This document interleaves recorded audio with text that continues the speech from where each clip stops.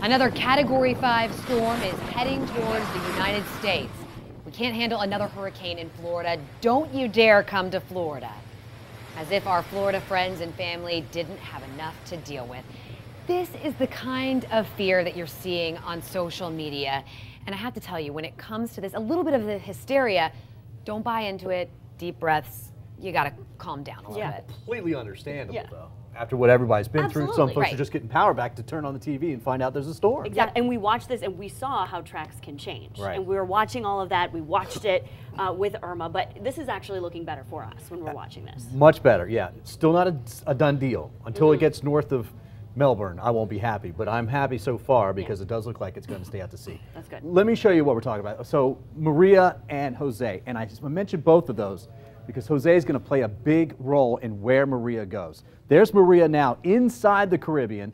5 o'clock numbers just came in. It still has 165 mile per hour sustained winds, mainly around the center. The winds only extend out about 35 miles to the north and south.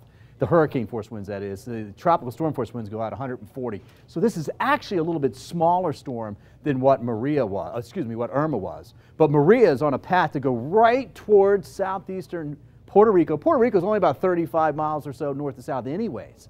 So it's going to get a big hit, and that's going to happen tonight and tomorrow for Puerto Rico as it moves off towards the north and the west. Now here's the official forecast track from the Hurricane Center. By tomorrow afternoon around 1 to 2 o'clock, it's near Aguadilla, Mayaguez area and moving off. It will weaken a little bit from the mountains of Puerto Rico.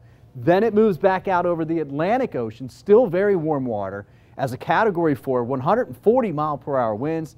And then Thursday night into Friday night into Saturday, it starts that turn to the north. And right now, it looks like that's going to be the case. That would keep the center and the highest winds mainly east of the Turks and Caicos. They're the ones who are going to have to watch it after Puerto Rico. But the Bahamas look a whole lot better in luck. And you can see the forecast models actually keeping it that way as well, too. So there's a ridge of high pressure to the east. That one's always there, floating back and forth. And there's another one up and down the east coast. And Jose is actually creating a weakness. And the storm will take the path of least resistance. And that's following behind Jose, where Jose is now. It's actually splitting the ridges. And the forecast models take it right in between those ridges. And so that's why when we look at the possibilities for Florida, I'm thinking I feel a whole lot better at this point. Still, again, it's still to our south, so we want to watch it. But it looks like not only will we have a better luck at not seeing it, but also the East Coast, which still have to keep an eye on it as it moves northward.